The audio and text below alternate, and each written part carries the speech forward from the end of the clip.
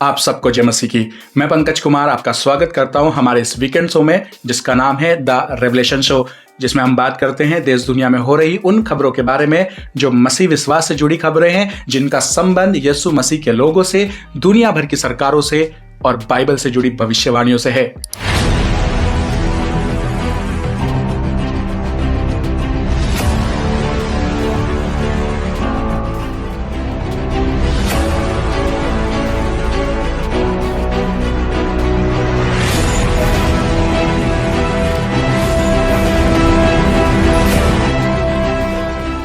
अगर आप हमारे चैनल पर पहली बार आए हैं तो मेरी आपसे रिक्वेस्ट है कि आप जल्दी से WTL को सब्सक्राइब कर लें और साथ में बेल आइकन भी प्रेस कर दें ताकि आपको हमारी आने वाली नेक्स्ट वीडियो का नोटिफिकेशन सबसे पहले मिल सके।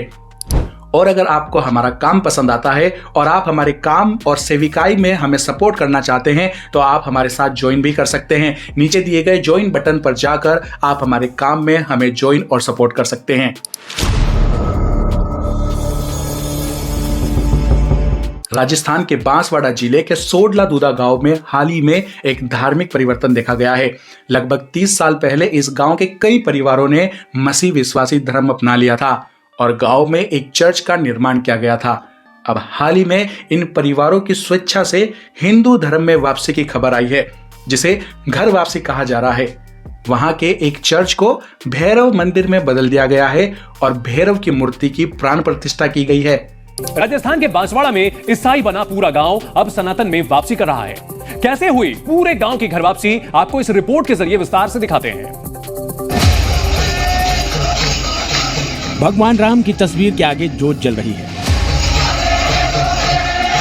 दीवारों पर जय श्री राम का उद्घोष लिखा जा रहा है। इमारत पर भगवा पताका लहरा रही है। चर्च पर रंग रोगन कर इसे मंदिर में तब्दील करने वाली ये तस्वीरें राजस्थान के बांसवाड़ा की हैं। यहाँ सनातन की ऐसी लहर चली कि 30 साल पहले मसीही धर्म अपना चुका पूरा गांव ही अब घर वापसी कर रहा है। जिस चर्च को मंदिर में तब्दील किया जा रहा है वो 30 साल पहले भैरव जी का मंदिर था। 30 साल तक जिस इमारत में बाइबिल का उद्घोष होता रहा, अब वहाँ पर फिर से रामचरितमानस की चौपाइयाँ गूंज रही हैं। ईसाई धर्म से सनातन में वापसी और मंदिर में भैरव जी की प्राण प्रतिष्ठा का पूरा कार्यक्रम धूमधाम से आयोजित किया गया है। दरअसल बांसवाड़ा के सुडला दूधा गांव में 31 परिवारों ने घर वापसी की। गांव के गौतम गरासिया के पादरी बन जाने के बाद पूरा गांव ही ईसाई हो गया था, लेकिन अब वही गौतम गांव के 45 परिवारों में से 31 परिवारों की घर वापसी में मदद कर रहे हैं। हिंदू था, पहले हिंदू धर्म में था, इसके बाद मैं ईसाई में चला गया था। 30 साल मैंने ईसाई में रहा, मैं पादरी भी बन गया था और इसके बाद मेरा मन फिर बदल गया कि मैं ईसाई में मेरे को नहीं रहना, ईसाई में नहीं रहना, मेरे हिंदू धर्म बाप दादा वाला धर्म वापस पकड़ना है। हम कहने फिर ये हिंदू धर्म वापस पकड़ लिया और सब इकट्ठा हो गया कि ये हम भैरव जी का मंदिर बना देते और भैरव जी का मूर्ति इस अंदर में डाल देते, ये हमारी निर्णय हो गया।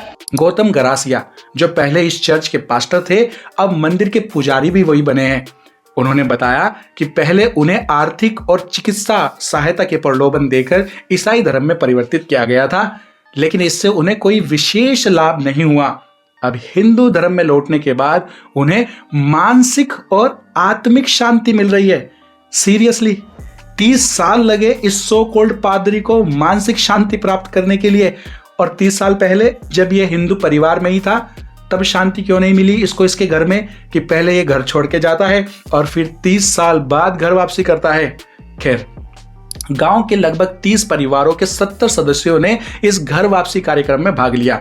चर्च को मंदिर में बदलने के बाद उसकी दीवारों को भगवा रंग से रंगा गया और क्रॉस के प्रतीक को हटाकर ओम का प्रतीक स्थापित किया गया।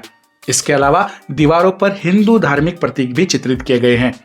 ऐसा कहा जा रहा है कि यह परिवर्तन प्रयागराज में आयोजित महाकुंभ से प्रेरित होकर किया गया है, जिसने सनातन संस्कृति की भावनाओं को पुनर्जीवित किया है। समझ रहे हो आप? गांव वासियों ने सर्वसम्मति से चर्च को मंदिर में बदलने का निर्णय ले लिया है और अब वहां नियमित रूप से भैरवनाथ की पूजा अर्चना भी की जा रही है। ये सब क्या देखना पड़ रहा है? देखिए, इस पूरे मामले में 2 बातें हैं।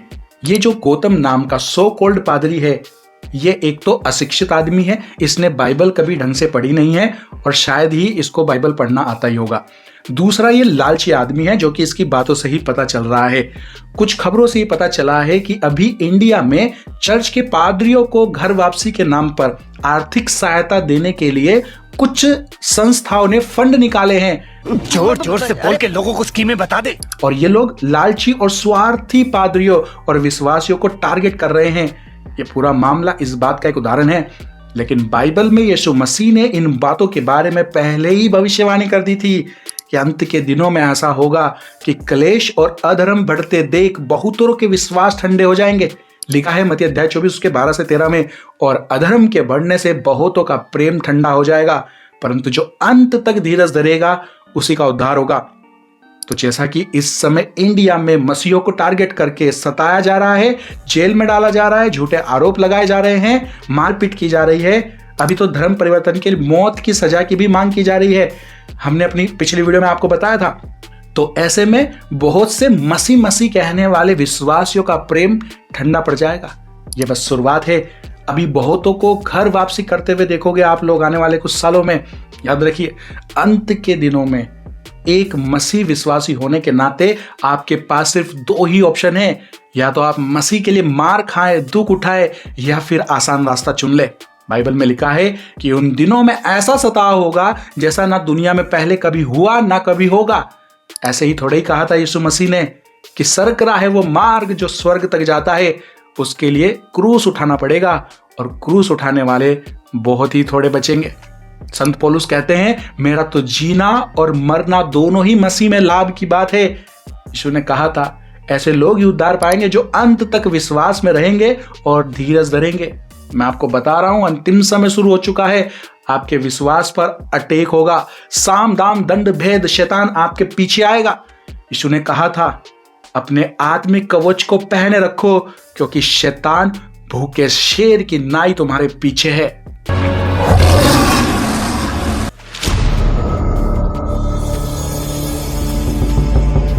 अभी मेरठ में एक मुस्कान नाम की औरत ने अपने साहिल नाम के बॉयफ्रेंड के साथ मिलकर अपने ही पति सौरभ को जान से मार दिया है, और उसके शव के टुकड़े करके उनको ड्रम में डाल के सीमेंट के घोल से भर दिया।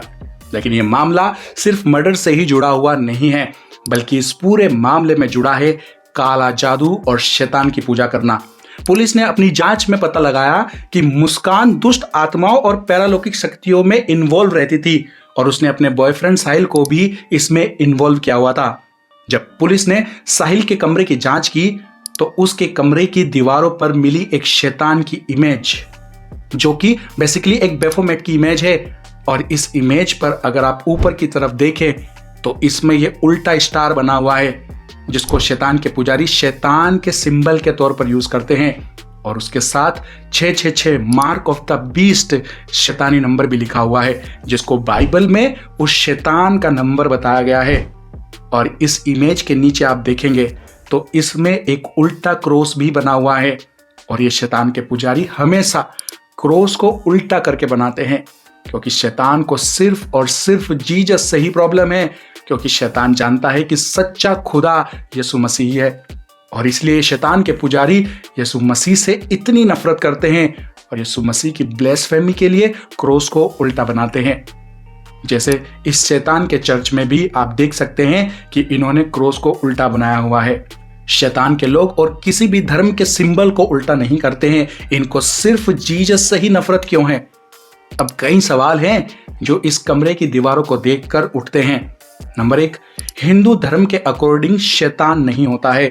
हिंदू धर्म की किसी भी ग्रंथ में एक बार भी शैतान का नाम नहीं लिखा गया है, ना ही जिक्र किया गया है। हाँ, राक्षस होते हैं पर शैतान नहीं है हिंदू ग्रंथों में। और राक्षस और शैतान बिल्कुल अलग अलग चीज होती है।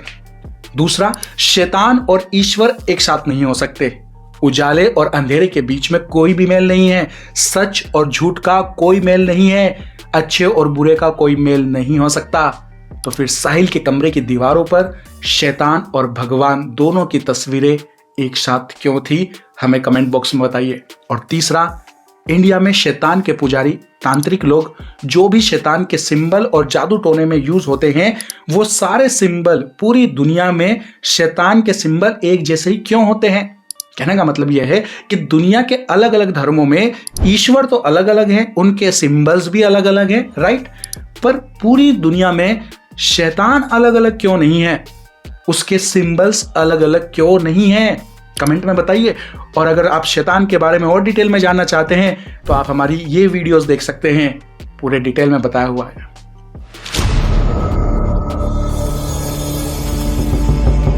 काले जादू से जुड़ा ऐसा ही अभी एक और मामला सामने आया था लीलावती अस्पताल का, जहां हॉस्पिटल का खुद ट्रस्टी ही ब्लैक मैजिक में इन्वॉल्व था। अब लीलावती अस्पताल कोई छोटा मोटा अस्पताल नहीं है, यहाँ इंडिया के बड़े बड़े सेलिब्रिटीज अपना इलाज कराते हैं, जैसे अमिताभ बच्चन, सैफ अली खान, ऋतिक रोशन एक्सेट्रा। और ये जो आदमी यहाँ जादूगरी कर रहा था वो कोई अनपढ़ गरीब आदमी नहीं था, बल्कि एक हाईली एजुकेटेड डॉक्टर है, क्योंकि ये जादूगरी अब आम सी बात हो गई है। बाइबल में लिखा है कि अंत के दिनों में लोग नूह के समय जैसे हो जाएंगे, जब शैतान की पूजा और जादूगरी बिल्कुल आम सी बात थी, और वैसा ही अब फिर से हो रहा है। जैसे एक क्लास 2 का स्कूल का एक बच्चा जिसको उसके टीचर ही सेक्रीफाइस करने की कोशिश करते हैं, और दिल्ली में एक पूरा परिवार कालू क्या कर रहे हैं यार तू? तो मजाक है क्या? और दिल्ली में एक पूरा परिवार काले जादू में एक दूसरे को ही मार देता है। और अभी ये मेरठ की पत्नी अपने ही पति को मरवा देती है, इसलिए पावर हासिल करने के लिए, दौलत पाने के लिए, या अपना महबूब हासिल करने के लिए। अरे मुझे चक्कर आने लग गया अब। आज काला जादू सिखाना बहुत ही आसान हो गया है। टिकटॉक पे, यूट्यूब पे, इंस्टाग्राम पे, फिल्मों में, गानों में, कार्टून्स में और वेबसाइट्स पे काला जादू खुलेआम किया जा रहा है। Everything that we hold dear, I go to face it. और अनपढ़ गरीब लोग नहीं, बल्कि पढ़े लिखे अमीर लोग सबसे ज्यादा काला जादू कर रहे हैं। दोस्तों, आपको नहीं पता कि आज कौन आपका दोस्त है, कौन दुश्मन। आप पता नहीं लगा सकते कि कौन आपके पीठ पीछे आपके लिए काला जादू कर रहा है और आपको नुकसान पहुंचा सकता है। मैं सिर्फ आपसे यही कहना चाहता हूं कि शैतान सिर्फ और सिर्फ यीशु मसीह से ही नफरत करता है, उसका दुश्मन सिर्फ यीशु मसीह है, क्योंकि शैतान जानता है कि यीशु ही सच्चा खुदा है। इस समय दुनिया में एक आत्मिक युद्ध चल रहा है जो शैतान और यीशु मसीह के बीच चल रहा है, और यही कारण है कि इंडिया में यीशु मसीह की चर्च और लोगों को खत्म करने के लिए कानून बनाए जा रहे हैं, और दूसरी तरफ फिल्मों, गानों, यूट्यूब, इंस्टाग्राम पे ये लोग काला जादू खुलेआम सिखा रहे हैं। एक बात तो आपको जानने की जरूरत है कि बाइबल में लिखा हुआ है कि अगर आप यीशु मसीह के द्वारा बचाए गए हैं तो कोई भी जादू आपके ऊपर काम नहीं कर सकता। अगर आप सेव्ड हैं तो दुनिया की कोई भी लानत आपके ऊपर नहीं पड़ सकती। आपको सिर्फ इतना करना है कि आप सच्चे खुदा यीशु मसीह पर विश्वास करें, और आपके और आपके परिवार को वो सेव करेगा। आमीन। चलिए अब चलते हैं हमारे वर्ल्ड न्यूज सेक्शन की ओर और देखते हैं दुनिया भर में क्या कुछ चल रहा है।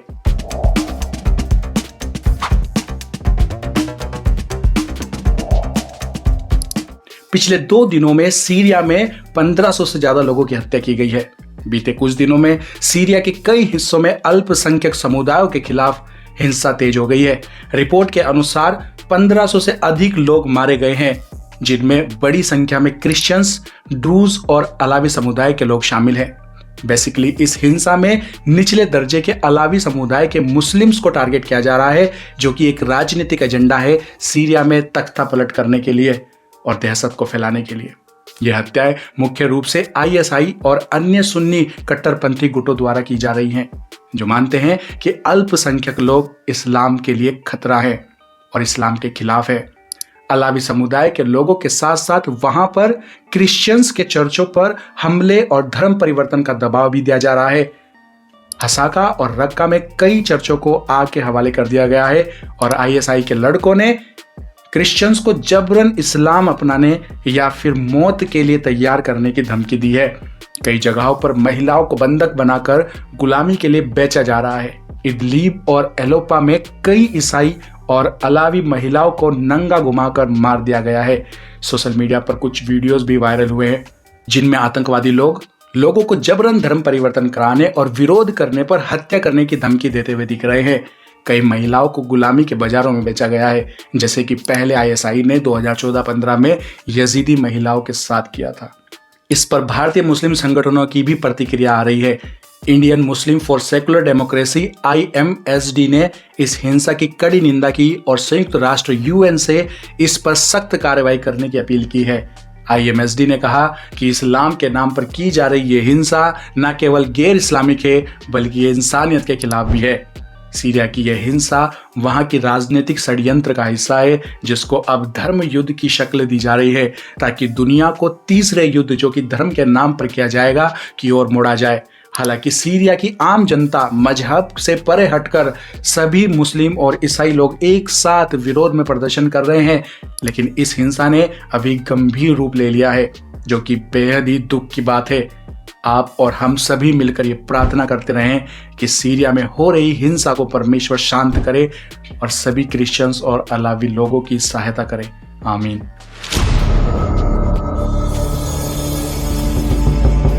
अभी मसीह लोगों में एक खुशी की लहर सी दौड़ गई है जब से ये खबर सामने आ रही है कि इजराइल के अंदर जो 5 बच्चियां थी वो अभी वैलिड नहीं रही है मंदिर में बलिदान करने के लिए, जिसका मतलब ये है कि अब जो इजराइल का तीसरा मंदिर है वो अभी बनने में और समय लग सकता है, जो कि पिछले कई महीनों से कहा यह जा रहा था कि इस साल अप्रैल महीने में पास ओवर के पर्व पर यहूदी लोग लाल बछिया का बलिदान करने वाले हैं और उसके बाद तीसरे मंदिर के निर्माण का कार्य शुरू कर दिया जाएगा। तो करना, परेशान हो गए हम लोग 2.5 साल से, ये भी परेशान हो गए, हम भी परेशान हो गए, करो फिर। बाइबल की भविष्यवाणी के हिसाब से जो एंटी क्राइस्ट है वो इजराइल के मंदिर में आके बैठेगा और उसके बाद दुनिया का अंत शुरू हो जाएगा और उस समय में यीशु मसीह का दोबारा आगमन भी होगा। तो अभी बहुत सारे यूट्यूबर्स ये वीडियो बना के खुश हो रहे हैं कि इजराइल के रब्बी ने ये कहा है कि 5 लाल बच्चियां इनवैलिड हो गई है और अभी इनका मंदिर बनाने का प्लान और आगे टल गया है। ये तो लेटेस्ट न्यूज़ है। तो ऐसा बिल्कुल भी नहीं है। रब्बी ने कहा है कि 5 में से 2 इनवैलिड हो गई हैं, लेकिन 3 बच्चियां ऐसी हैं जो अभी भी वैलिड हैं, लेकिन वो अनक्लियर हैं कि जब वो बलिदान करेंगे तो तब तक वो वैलिड रहेंगी या नहीं, ये कहना मुश्किल है। वो ऐसा क्यों कह रहे हैं? वो ऐसा इसलिए कह रहे हैं ताकि जो लोगों का ध्यान है वो इस मामले से हटाया जा सके, क्योंकि 2023 में जब ये खबर फैली कि इजरायली लोग लाल बछिया का बलिदान करने वाले हैं तो हमास के एक ऑफिशियल ने ये बयान दिया था कि हमने हमला इजराइल पर इसलिए किया ताकि ये लोग लाल बछिया का बलिदान ना कर सके। एक बार उन्होंने बलिदान कर लिया तो फिर इजराइल को मंदिर बनाने से कोई भी नहीं रोक सकता है। और इस समय ये लोग किसी भी तरह के डिस्टरबेंस से बचने के लिए, लोगों का ध्यान भटकाने के लिए ऐसा बोल रहे हैं ताकि फिर से कोई भी हमला रुकावट ना बने। साथ ही साथ रब्बी ने यह भी कहा है कि हमें मंदिर बनाने के लिए जरूरी नहीं है कि लाल बछिया का बलिदान ही करना पड़े, हम बिना बलिदान के भी मंदिर बना सकते हैं। तो फिलहाल मामला यह है कि आने वाले महीने अप्रैल में देखना होगा कि ये इजरायली लाल बछिया का बलिदान करते हैं या नहीं, क्योंकि अगर इनको इस साल बलिदान करना है तो अभी भी इनके पास 3 वैलिड लाल बच्चियां हैं और अगर ये तीनों भी इनवैलिड हो जाती हैं तो अमेरिका में ही एक फार्मर ने कहा है कि उसके पास और 2 लाल बच्चियां पैदा हो गई है जिसको वो इजराइल में ट्रांसपोर्ट कर सकते हैं। और अगर इस साल इजराइल ये बलिदान नहीं करने वाले हैं तो अगले साल तक के लिए भी उनके पास और भी लाल बच्चियां हैं ऑप्शन के तौर पर। खैर जो भी हो, आपको हर हाल में एक बात याद रखनी है कि परमेश्वर हमारे साथ है और बाइबल की हर भविष्यवाणी की तरह उसका दोबारा आगमन पूरा होगा और हम अपने मसीहा के साथ उसके राज्य में जाएंगे।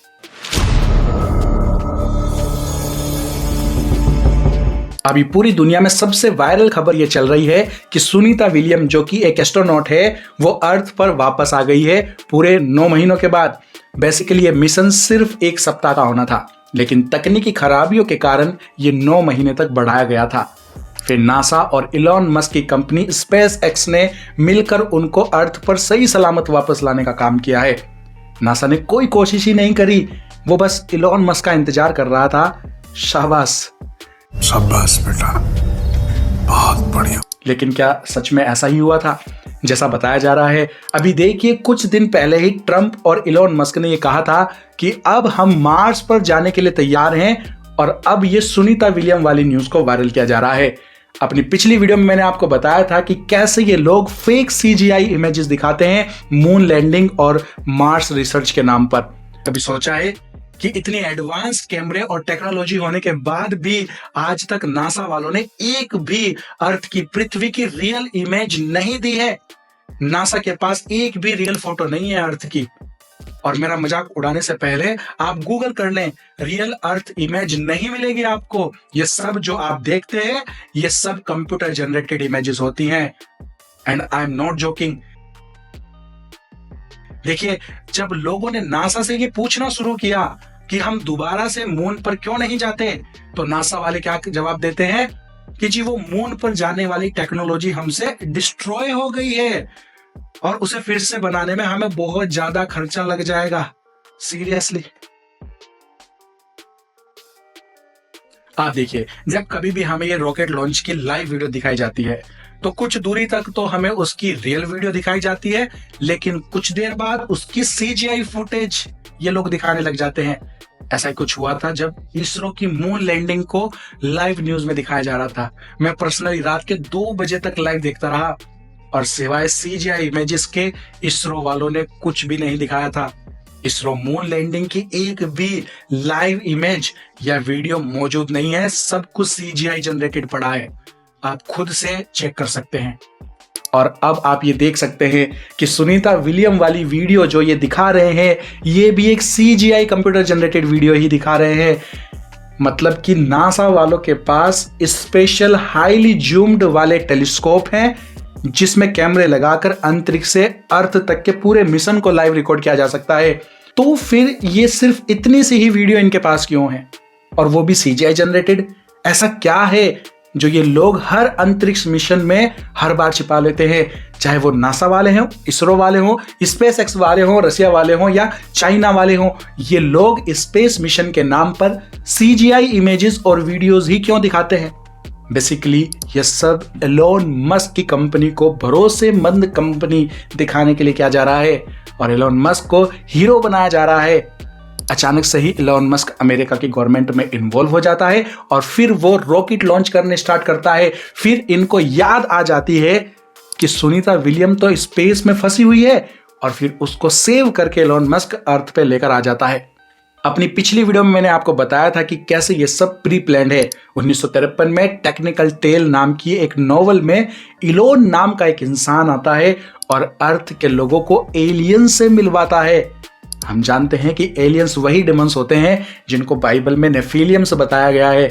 एलोन मस्क खुद अपने आप को एक रेप्टिलियंस कहता रहता है। देखिए, एलिस्टर क्राउली ने 1904 में एक डीमन को चैनल किया था और उस डीमन ने ये बताया था कि आज लोग हमें फॉलन एंजल्स या डीमंस के नाम से जानते हैं, लेकिन आने वाले समयों में लोग हमें किसी और नाम से जानेंगे। और आप आज देख सकते हैं कि लोग उनको एलियंस के नाम से जानते हैं।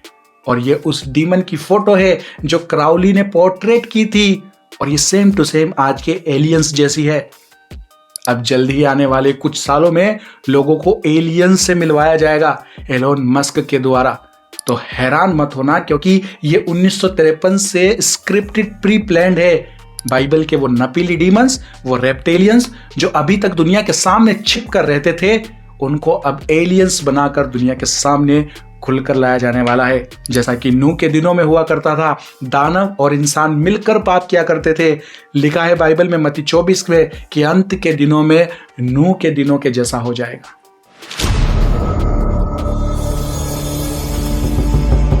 अभी इलोन मस्क ने X ऐप पर ग्रोक नाम का एक AI चैटबॉट लॉन्च किया है जो कि लोगों से गाली देकर रिप्लाई करता है और उससे आप कुछ भी पूछे तो वो सच सच बताता है, फिर चाहे किसी की सरकार को या किसी इंसान को कितना भी बुरा क्यों ना लगे। अभी जब इस ग्रोक से मोदी सरकार से जुड़े हुए सवाल पूछे गए तो उसने मोदी गवर्नमेंट को एक्सपोज करके रख दिया और मोदी अंधभक्तों को भी खूब गाली गलौज करके बात करी। और जो इंडिया के ग्रेट जर्नलिस्ट हैं वो बड़े खुश हो रहे हैं कि चलो कोई तो आया जो सच बोलने की हिम्मत कर सकता है, भले ही वो एक AI क्यों ना हो। अब देखते हैं कि मोदी गवर्नमेंट AI ग्रोक को कैसे जेल में डालेगी और खूब तारीफ कर रहे हैं इस ग्रोक की। और तो और जब इस ग्रोक से इसके मालिक एलोन मस्क को गाली देने के लिए कहा गया तो इसने इलोन को भी नहीं छोड़ा। पर यह कोई खुशी की बात नहीं है, ये एक जाल है जिसमें लोगों को फंसाया जा रहा है। एक ऐसा एआई जिसको डिजाइन किया गया है लोगों का ट्रस्ट जीतने के लिए, लोगों का हमदर्द बनने के लिए, लोगों का शुभचिंतक बनने के लिए, जो सरकारों को गालियां दे सके, जिस पर लोग विश्वास कर सके कि एआई ने कहा है तो सच ही होगा, क्योंकि एआई झूठ नहीं बोलेगा। एआई को किस बात का डर है? उसको जेल जाने का डर नहीं है, जान से मार देने का डर नहीं है, भला वो क्यों झूठ बोलेगा? नहीं, ऐसा बिल्कुल भी नहीं है। एआई झूठ बोलता है और उसको झूठ बोलने के लिए तैयार किया जा सकता है। जिसको गाली देने के लिए तैयार किया जा सकता है उससे झूठ भी बुलवाया जा सकता है, कोई बड़ी बात नहीं है। एआई बोलता है मैं झूठ नहीं बोलूंगा और दूसरी तरफ गाली देता है। क्या गाली देना झूठ बोलना नहीं होता? बताओ बताओ। बात तो सही है। इसको तैयार किया जा रहा है सरकारें गिराने और बनाने के लिए। देखिए, इन लोगों का एजेंडा है कि लोगों को टेक्नोलॉजी पर पूरी तरह से डिपेंड करवाना, कि टेक्नोलॉजी के द्वारा इंसान कुछ भी कर सकता है और टेक्नोलॉजी हमेशा सही होती है, ताकि आने वाले दिनों में दुनिया के लोग टेक्नोलॉजी पर पूरी तरह से डिपेंड हो जाएं और टेक्नोलॉजी एआई का सहारा लेकर ये लोगों को मार्क ऑफ द बीस्ट 666 की छाप लगाने में कामयाब हो सके। ये बस लोगों को ये बिलीव कराना चाहते हैं कि एआई टेक्नोलॉजी अब इतनी एडवांस हो गई है कि अब इंसान वो सब कुछ सही कर सकता है जो भी दुनिया में गलत हो रहा है, फिर वो चाहे गलत सरकारें हो, धर्म हो, क्लाइमेट हो या लोग हों। अब हर दुख का इलाज, हर कमजोर कड़ी का इलाज ये लोग एआई टेक्नोलॉजी से करने का दावा करेंगे। ये लोगों के दिमाग को प्रिपेयर कर रहे हैं कि एआई टेक्नोलॉजी से हर एक समस्या का समाधान किया जा सके। उसके बाद ये दुनिया के लोगों को एआई द्वारा अपना गुलाम बनाएंगे, वन वर्ल्ड गवर्नमेंट बनाएंगे, एआई वन वर्ल्ड रिलीजन लागू करेंगे और लोगों पर 666 की छाप लगाएंगे और फिर उस द एंटी क्राइस्ट को गद्दी पर बिठाएंगे। ये सब करने से पहले लोगों को ये विश्वास दिलाना जरूरी है कि पुराना जो कुछ भी सिस्टम था वो कमजोर सिस्टम था, झूठा सिस्टम था, पर अब जो कुछ भी है वो बेस्ट है, पावरफुल है और सच्चा है। याद रखना, वो दिन अब दूर नहीं है जब एआई आपसे खुद कहेगा कि न्यू वर्ल्ड ऑर्डर ही बेस्ट है दुनिया के भले के लिए, और वन वर्ल्ड गवर्नमेंट का जो प्रेसिडेंट होगा, जो कि एंटी क्राइस्ट होगा, वही बेस्ट मसीहा है दुनिया के लोगों के लिए। उसके आगे सिर झुका लो, क्योंकि वही सबसे बेस्ट है। उसके जैसा ना कोई था, ना कोई है और ना कोई होगा, और लोग बस उसको सरेंडर कर देंगे, दुनिया की सारी पावर उसके हाथों में दे देंगे और फिर वो दुनिया को अंत की आग में झोंक देगा। वो इतनी बुराई को फैला देगा कि वो खुद भी चाह कर भी इसे रोक नहीं सकेगा, और उसे रोकने के लिए फिर यीशु मसीह आएगा और अपनी मुंह की फूंक से उसे खत्म कर देगा। लिखा है 2 थिस्सलुनीके अध्याय 2 उसके 8 में, तब वह अधर्मी प्रकट होगा जिसे प्रभु यीशु मसीह अपने मुंह की फूंक से मार डालेगा और अपने आगमन के तेज से भस्म करेगा। आपको हमारी ये वीडियो अच्छी लगी तो इसे लाइक करें और जल्दी से अपने सभी प्रियो में इसको शेयर कर दें, ताकि वो सब भी इन जानकारियों से अपडेट हो सके। तो चलिए मिलते हैं हमारी नेक्स्ट वीडियो में, तब तक के लिए thank you. May God bless you and your family. Stay tuned, stay blessed.